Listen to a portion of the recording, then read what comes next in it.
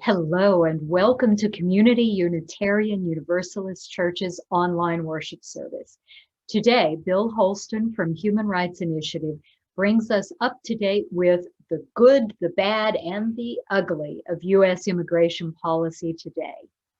Human Rights Initiative, or HRI, provides free legal and social services to people who have suffered human rights abuses, which includes asylum seekers fleeing persecution, those protected under the Violence Against Women Act or the Victims of Trafficking and Violence Protection Act, immigrants abused by a U.S. citizen or green card spouse, immigrant children who are victims of violent crimes, neglect, abuse, or abandonment, and human trafficking victims.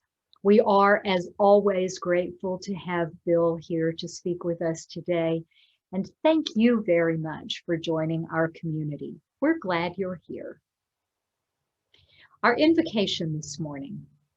We affirm that every one of us is held in creation's hand, a part of the interdependent cosmic web, and hence strangers need not be enemies. No one is saved until we all are saved, where all means the whole of creation.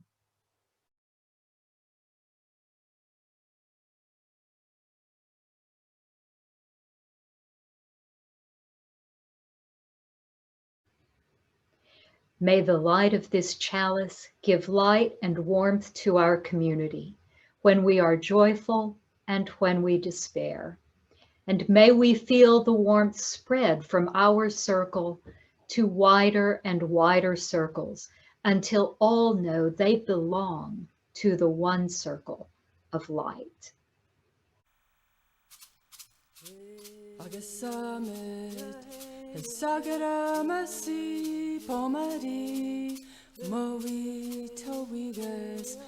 To pray, you open your whole self, to sky, to earth, to sun, to moon, to one whole voice that is you.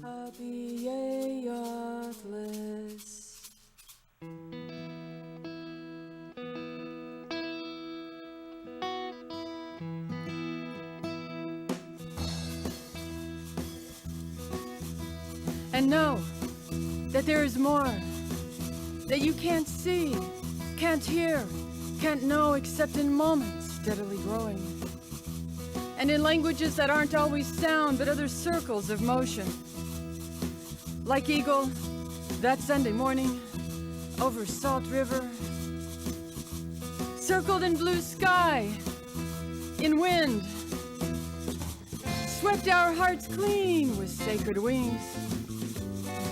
We see you, see ourselves, and know that we must take the utmost care and kindness in all things. Breathe in, knowing we are made of all this, and breathe, knowing we are truly blessed because we were born and die soon within a true circle of motion. Like eagle, rounding out the morning inside us, we pray that it will be done in beauty, in beauty.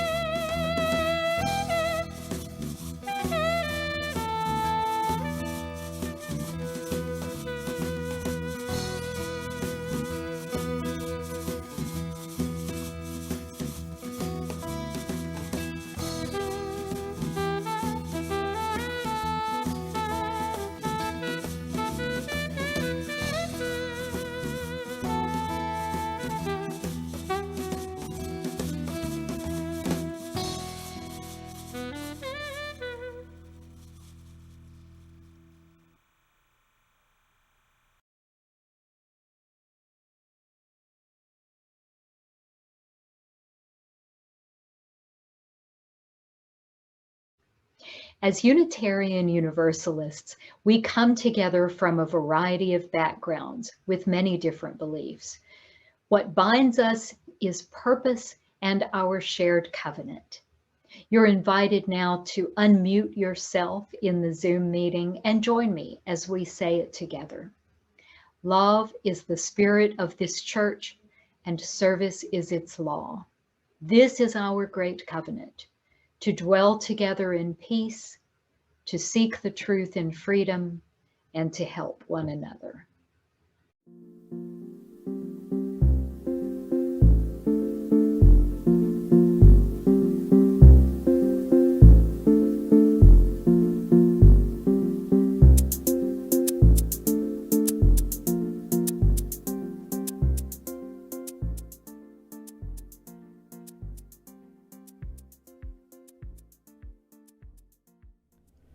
Wandering around the Albuquerque airport terminal, after learning my flight had been delayed 4 hours, I heard an announcement. If anyone in the vicinity of gate A4 understands any Arabic, please come to the gate immediately. Well, one pauses these days. Gate A4 was my own gate. I went there. An older woman in full traditional Palestinian embroidered dress, just like my grandma wore, was crumpled to the floor, wailing. "Help," said the flight agent. "Talk to her. What is her problem? We told her the flight was going to be late, and she did this." I stooped to put my arm around the woman and spoke haltingly. "Shu dawa, shu bidik habibti, ستنى شوي, min fadlik, shu بتسوي?" The minute she heard any words she knew, however poorly used, she stopped crying. She thought the flight had been canceled entirely. She needed to be in El Paso for major medical treatment the next day. I said, "No, we're fine. You'll get there, just late. Who is picking you up? Let's call him." We called her son. I spoke with him in English. I told him I would stay with his mother till we got on the plane. She talked to him. Then we called her other sons, just for the fun of it. Then we called my dad, and he and she spoke for a while in Arabic and found out, of course, they had 10 shared friends. Then I thought, just for the heck of it, why not call some Palestinian poets I know and let them chat with her? This all took up 2 hours. She was laughing a lot by then, telling of her life, patting my knee, answering questions. She had pulled a sack of homemade mamul cookies, little powdered sugar crumbly mounds stuffed with dates and nuts, from her bag, and was offering them to all the women at the gate. To my amazement, not a single woman declined one. It was like a sacrament. The traveler from Argentina, the mom from California, the lovely woman from Laredo. We were all covered with the same powdered sugar and smiling.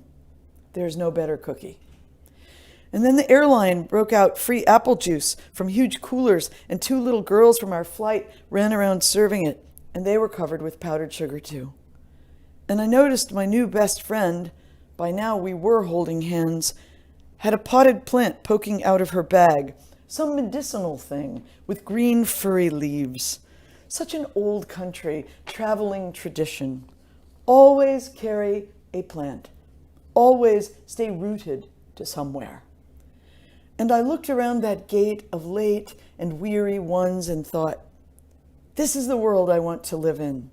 The shared world. Not a single person in that gate, once the crying of confusion stopped, seemed apprehensive about any other person. They took the cookies. I wanted to hug all those other women too. This can still happen anywhere. Not everything is lost.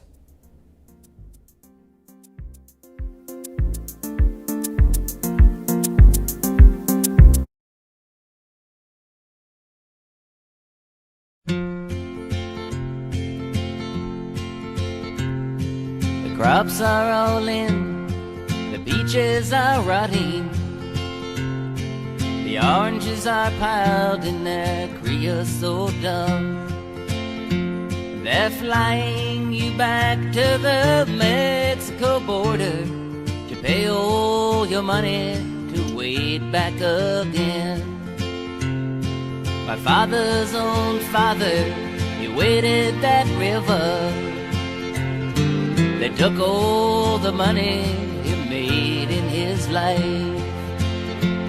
My brothers and sisters come working the fruit trees, and they rode the trucks till they took down and died.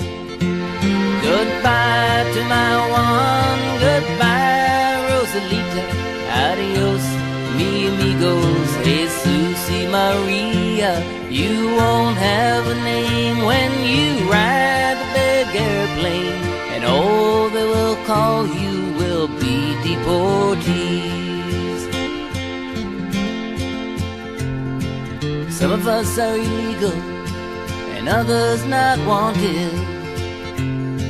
Our work contract's out and we have to move on.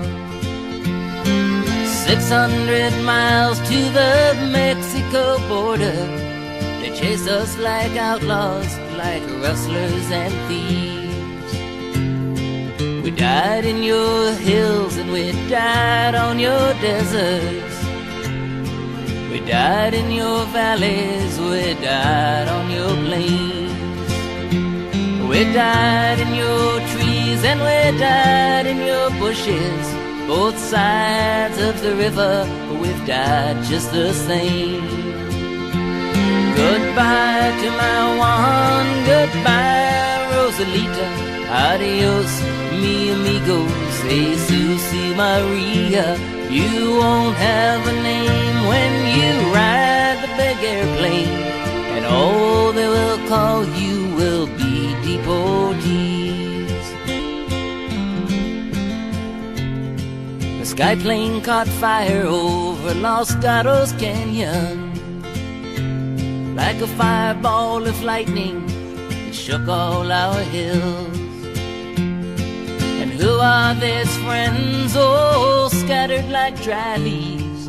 The radio says they are just deportees. Is this the best way we can grow our big orchards? Is this the best way we can grow our good fruit? To fall like dry leaves and to rot on your topsoil and be known by no name except deportees. Goodbye to my one, goodbye Rosalita, adios mi amigos, Jesus y Maria. You won't have a name when you ride the big airplane, and all they will call you will be deportees.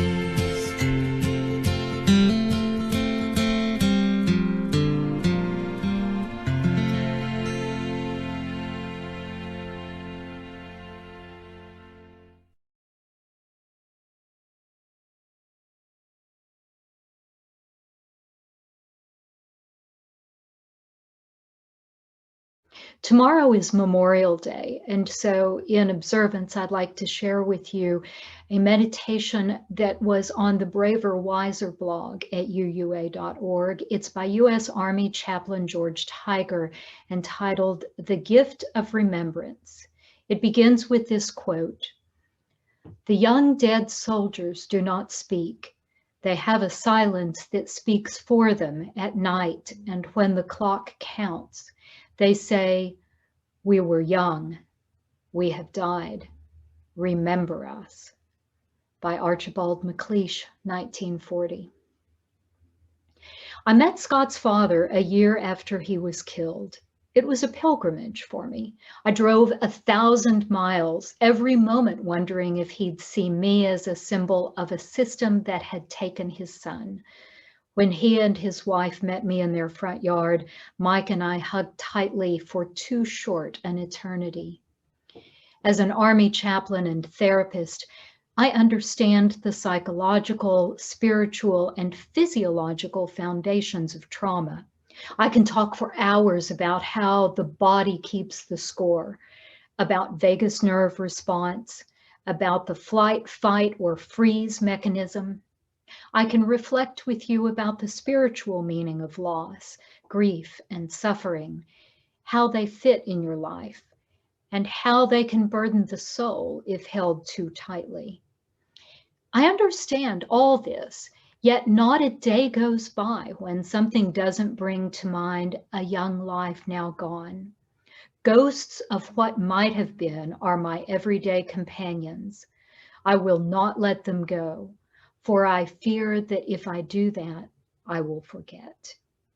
I'm greeted when least expected with waves of unbidden grief, a tightness in the throat, vision blurred a bit by welling tears, a little tremor in my hand. All things that remind me that I will not forget. How many children lost? How many parents grieve? These memories, these ghosts, are necessary reminders of the futility of war and the desperate need for peace in our world. The memories, which come upon me not as thoughts but as bodily sensations, have deepened my compassion and steeled commitment to bringing peace to this suffering world. I serve in the U.S. Army. I support the readiness of those who have and will fight and win the wars our civilian leaders call us to fight. I love the people I am called to serve, knowing full well the dreadful reality we will one day face again. How then can I speak of peace? This is the difficulty of a holiday like Memorial Day. Memorial Day is not to be celebrated. It is to be observed, scrutinized, and witnessed on behalf of the true witnesses of our human failure to love our neighbor as ourselves. They are ghosts now, haunting lives with the gift of remembrance, so that we will not forget their living, but even more, that the grief of remembering will create in us a yearning for peace that will stir us to action. Chaplain Tiger then offers a prayer. Gracious God, living spirit of love, give to me compassion steeled with commitment, that I might become your peace given in loving sacrifice to our troubled world.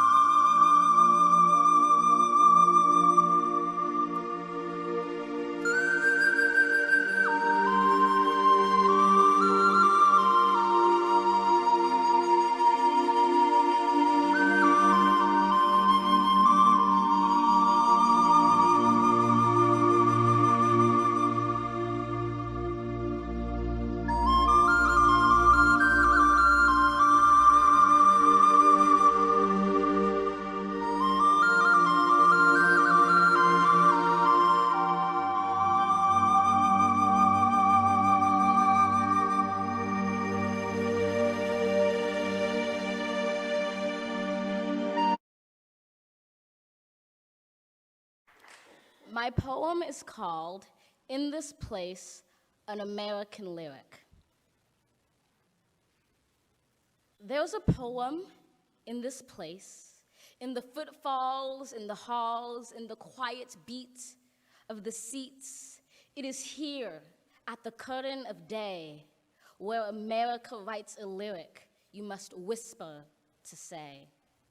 There's a poem in this place, in the heavy grace, the lined face of this noble building, collections burned and reborn twice.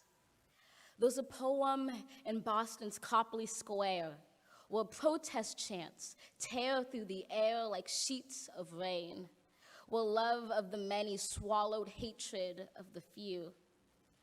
There's a poem in Charlottesville, where tiki torches string a ring of flame tight round the wrist of night, where men so white they gleam blue seem like statues, where men heap that long wax burning ever higher, where heather higher blooms forever in a meadow of resistance. There's a poem in the great sleeping giant of Lake Michigan, defiantly raising its big blue head to Milwaukee and Chicago.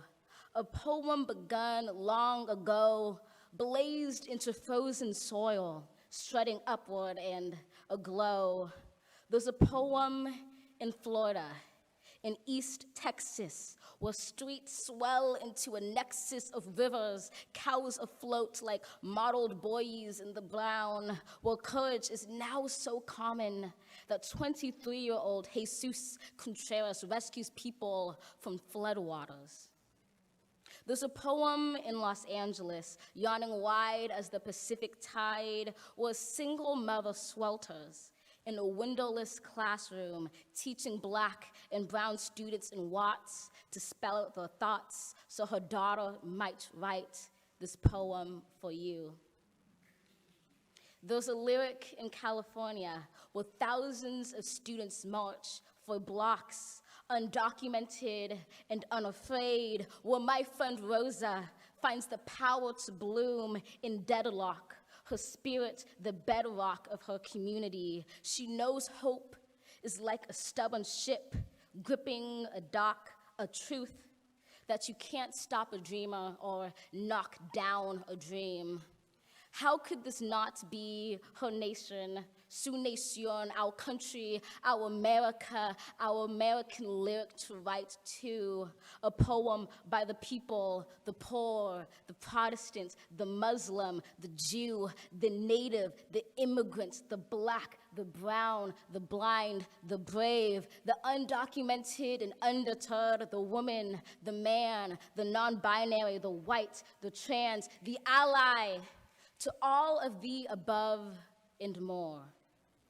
Tyrants fear the poet. Now that we know it, we can't blow it. We owe it to show it, not slow it. Although it hurts to sow it when the world skirts below it. Hope, we must bestow it like a wick in the poet so it can grow lit, bringing with it stories to rewrite. The story of a Texas city depleted but not defeated, a history written that need not be repeated, a nation composed but not completed. There's a poem in this place, a poem in America, a poet in every American who rewrites this nation, who tells a story worthy of being told on this minnow of an earth, to breathe hope into a palimpsest of time, a poet and every American who sees that our poem penned doesn't mean our poems end. There's a place where this poem dwells. It is here, it is now, in the yellow song of dawn's bell, where we write an American lyric we are just beginning to tell. Thank you.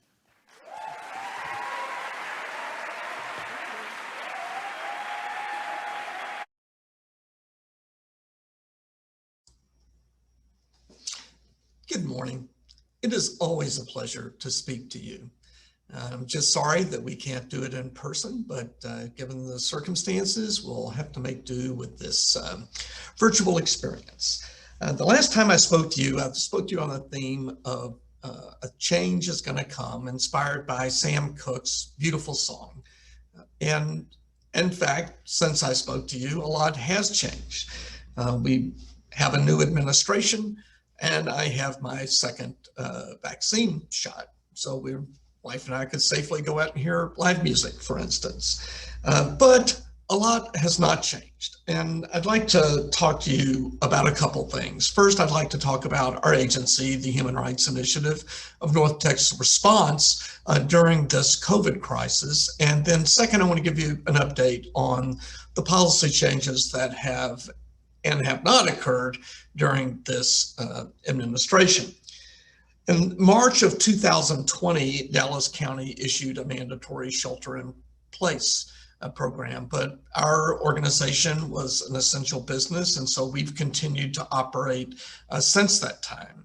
We came up with a very simple adage, which was we were going to help as many people as possible, as safely as possible. So as many of our staff that could work remotely, they have worked remotely, although some of us have been coming into the office this entire time, primarily because our clients were very hard hit by COVID. A lot of them were essential workers themselves, and so we had a lot of clients that either were laid off because business were closed, had reduced hours because of COVID, and in fact got COVID. And so we had to arrange a lot of aid to our clients. We recruited volunteers to help us, to reach out to clients and check on their needs, and we distributed much emergency aid. We had groups that did toiletry drives for us, and we distributed emergency food and toiletries, and we were one of the organizations that had a contract with the city of Dallas to provide rental assistance. So we provided over $300,000 of rent assistance, which is a lot of money for us because our budget is about $1 million.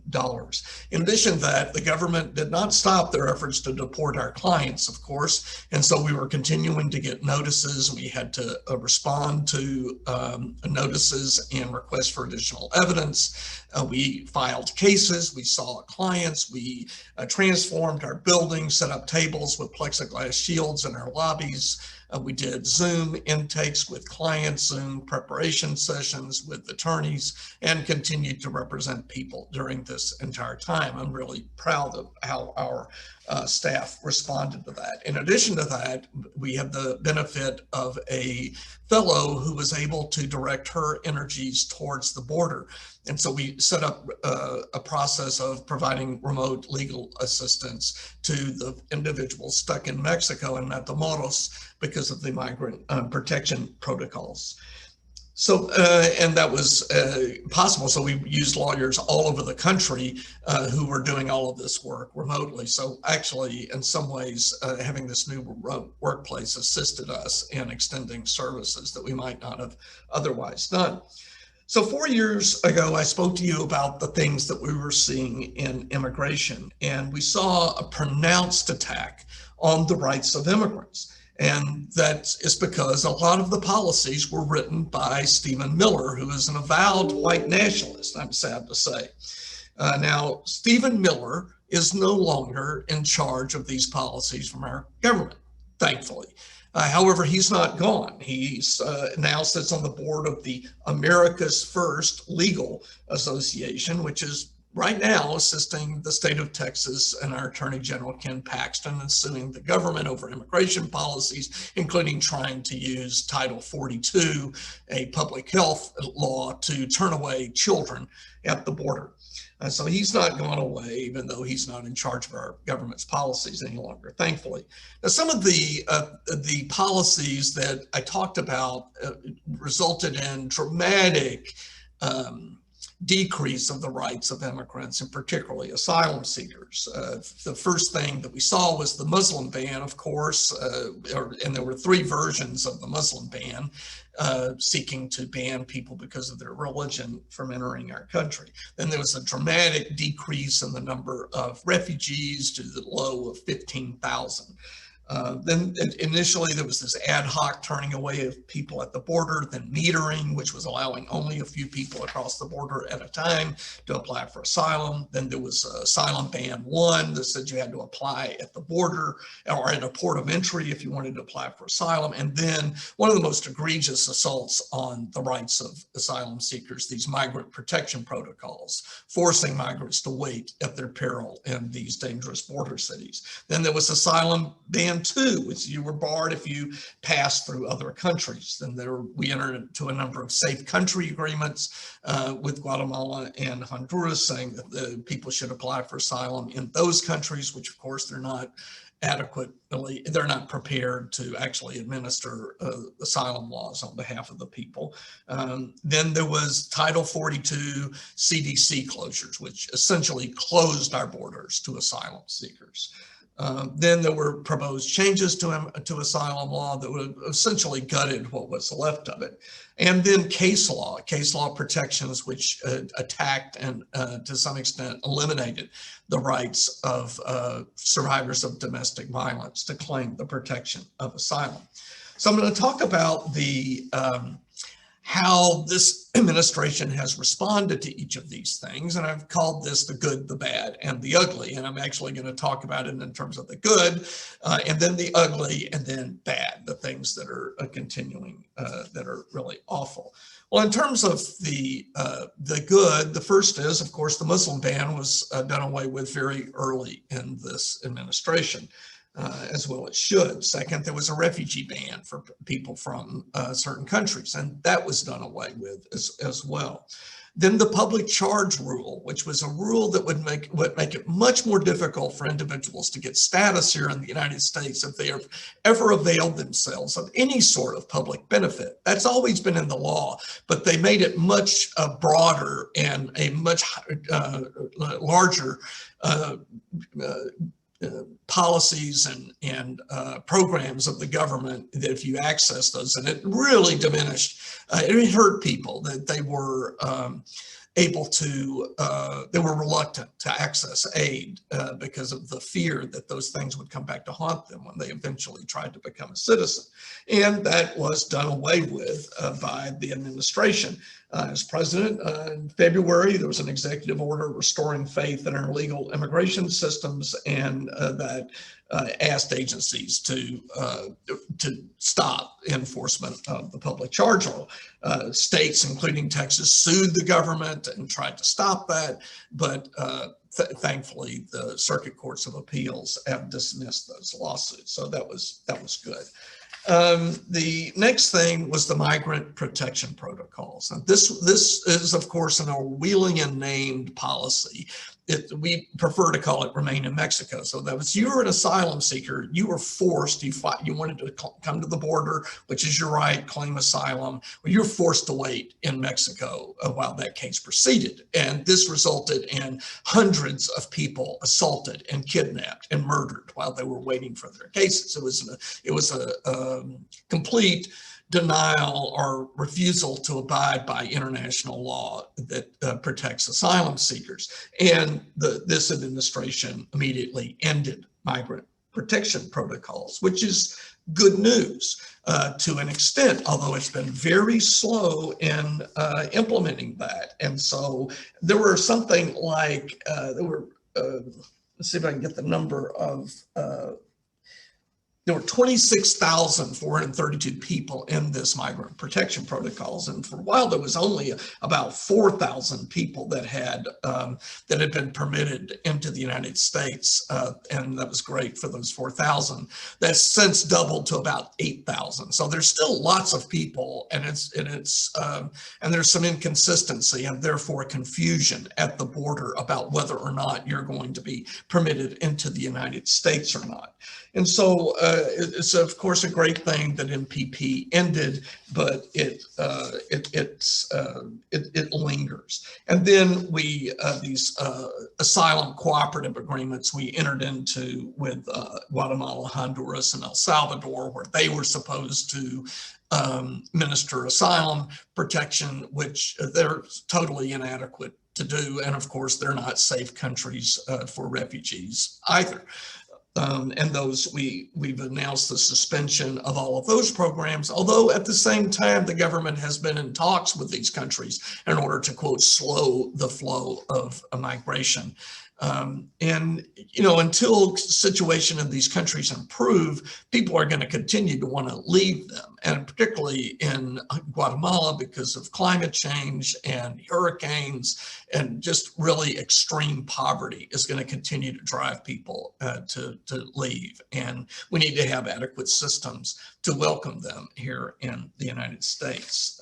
That's, of course, the right thing to do. Most dramatically, and one of the things that got the worst press were these zero tolerance enforcement of arresting people and charging them with criminal offenses and separating them, children from their families. And the administration has ended that policy, thankfully.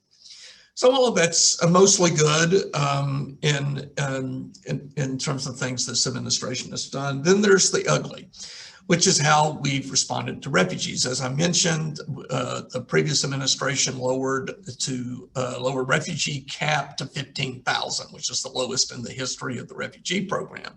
Initially, during the campaign, this administration announced to the candidate Biden announced that he would dramatically increase refugee numbers, and then to the surprise of everyone, in fact, did not, and said that in April of this year that our refugee numbers will remain at 15,000. And that was very, very disappointing to advocates, particularly people in the refugee communities, refugee resettlement communities. There was huge outcry. The stated reason, which is there's some truth to this, is that the system had been systematically dismantled by the government. And of course, refugee resettlement agencies had laid off staff. And so it was obviously going to take some time to ramp all of these processes back so we could continue, so we could start accepting refugees again. But because of this huge outcry, the administration said that it would increase the numbers to 62,500 and hopefully in the next fiscal year increase it even more. And so that's great. Now, I mentioned one of the policies of the previous administration is Title 42 expulsions, and that is under Title 42, that this is a public health part of American law, that the administration said that we're not going to take anybody. Any asylum seekers are going to be refused at the border because of COVID. Well, of course, this is only being applied to asylum seekers. There's people crossing the border all the time for commercial purposes. So, what I've read about this was that this policy was a, quote, Stephen Miller special. The White House Coronavirus Task Force, top CDC doctors said this is not necessary for public health. And they forced us to do that, a former health official involved in the process. It's either do it or get fired, even though the doctors, the medical experts with CDC, there's no public health reason for these expulsions. But this was just cover and excuse to expel people under the guise of public health. And that's been tragic because it's resulted in thousands and thousands of people that were not denied their ability to come into the United States and apply for asylum. Now, sadly, this policy remains in force. And it is one of the dastardly things that the previous administration did that we could end with the stroke of a pen and don't. And to make it even worse, the enforcement of this has disproportionately impacted Black immigrants. And so asylum-seeking families from Burkina Faso, Cameroon, Cuba, El Salvador, Ethiopia, Ghana, Guatemala, Haiti, Honduras, Jamaica, Mexico, Nicaragua have all been expelled. And since February of 2021, the US government has sent 27 airplanes with over 1,400 Haitian adults and children, including asylum seekers, directly back to Haiti, despite widespread political instability in that country. And so all of these refugees from these countries are being either expelled if they've managed to make their way in the United States, or kept out of the country. And this has, Human Rights First, again, has done reports on the conditions in Mexico. And there are at least 492 public media reports of violent attacks since January, including rape, kidnapping, and assault against people stranded at the U.S.-Mexico border. And there are,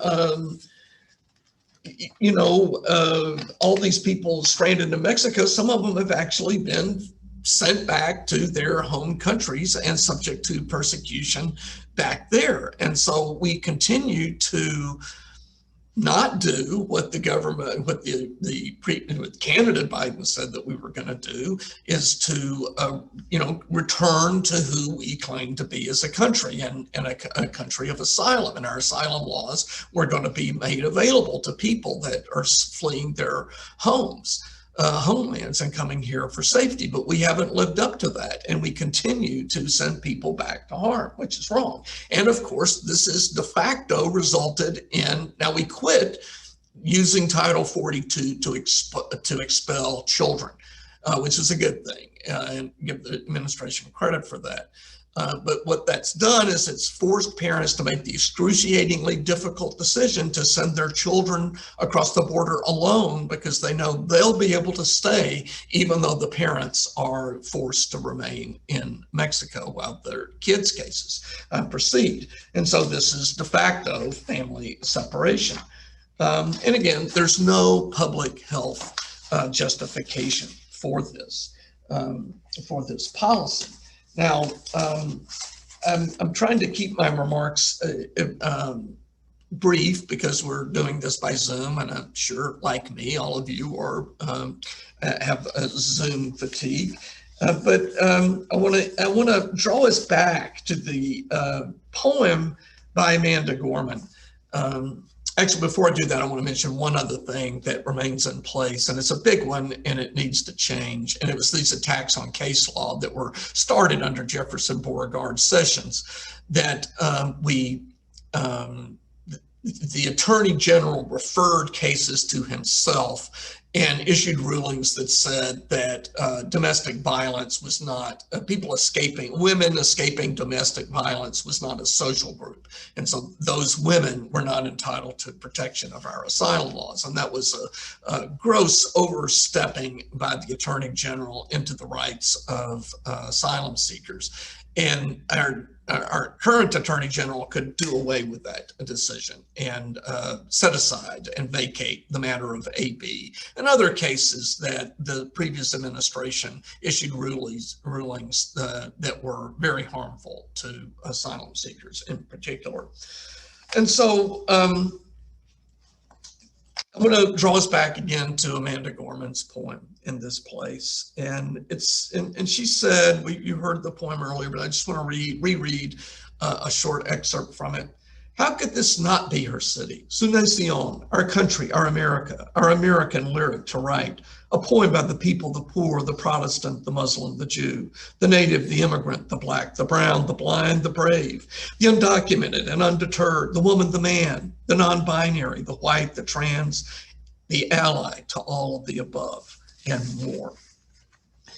So, and she goes on to say, tyrants fear the poet. And the word I want to leave you with today is listen to the poets.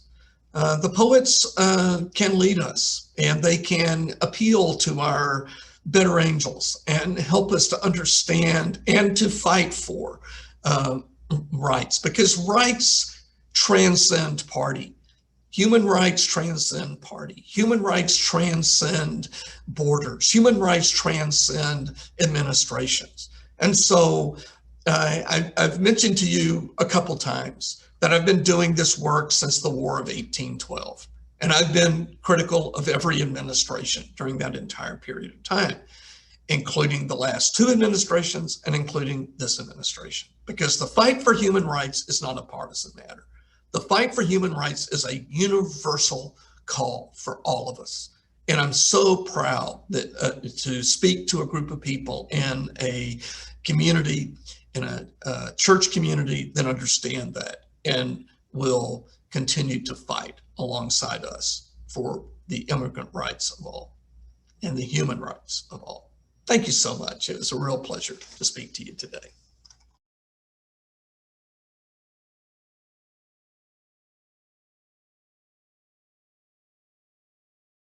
Rebecca Parker says, choose to bless the world.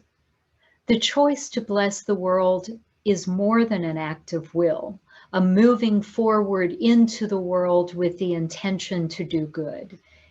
It is an act of recognition, a confession of surprise, a grateful acknowledgement that in the midst of a broken world, unspeakable beauty, grace, and mystery abide. None of us alone can save the world. Together, that is another possibility, waiting. None of us alone can save the world. We have to do that together, strengthening each other's will and pooling our resources. Your gifts to support Community UU Church can make possibilities into realities. Our Share the Plate recipient for May was U-Bar U, which is a camp and retreat center for UUs near Kerrville. In June, Human Rights Initiative will receive our Share the Plate funds. HRI says of its work, the monumental triumph of escaping abusive environments often demands everything from survivors. By the time they reach American soil, they may possess little more than the will to build a new life. Even the most fortunate among them may be ill-equipped to navigate the difficult legal process that awaits, let alone provide for themselves and their loved ones. They have the will, they have the ability, but not the resources. They don't want a handout, they need a helping hand. Without it, choices and opportunities dwindle, and we all suffer the loss of potential each person holds. We choose to extend the safety, liberty, and hope America has given us to those who desperately need it. Your donations to benefit HRI will help these people rebuild safer, more stable lives here in the U.S. You can give online. Just go to our website, uuplano.org, and click on the blue Donate Now button. It will take you to a page where you can designate your offering to go to the general fund or to Share the Plate. Or you can still mail a check to the church. Our address is listed on the homepage at uuplano.org. Thank you. We appreciate your gifts, including the gift of your time to participate in this service.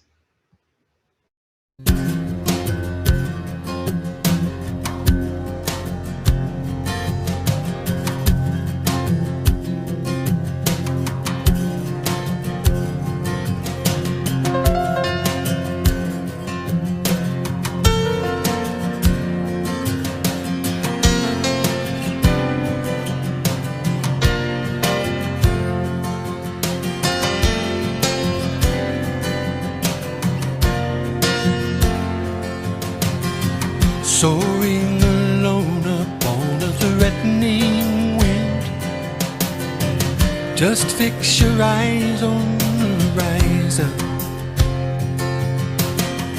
Cut off from everything you've known or have been. I shouldn't make it so surprising.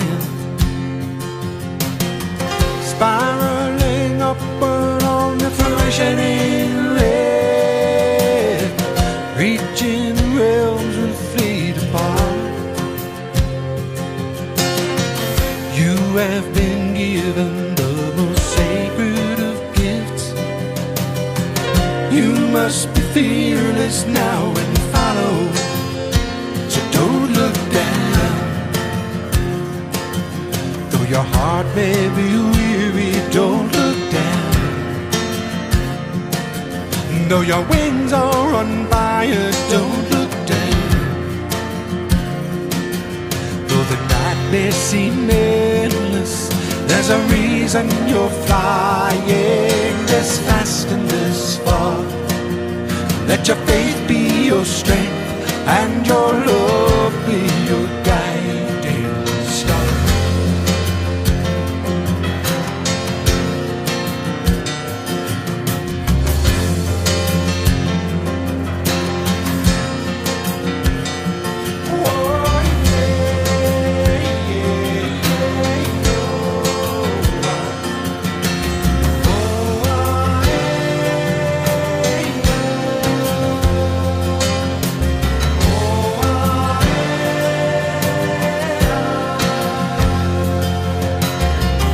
Venturing further than the length of your sight, out past the reach of your beginnings.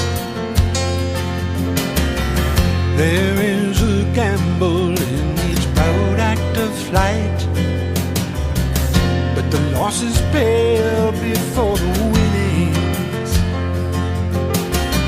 Surfing and diving with this freedom you found, illusion grows apart and scatters.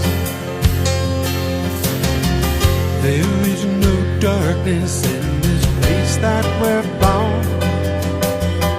Love is the only thing that matters. So don't look down. Though your heart may be weary, don't look down. Though your wings are on fire, don't look down. Though the night may seem endless, there's a reason you're flying this fast and this far. Let your faith be your strength and your love be your guiding star.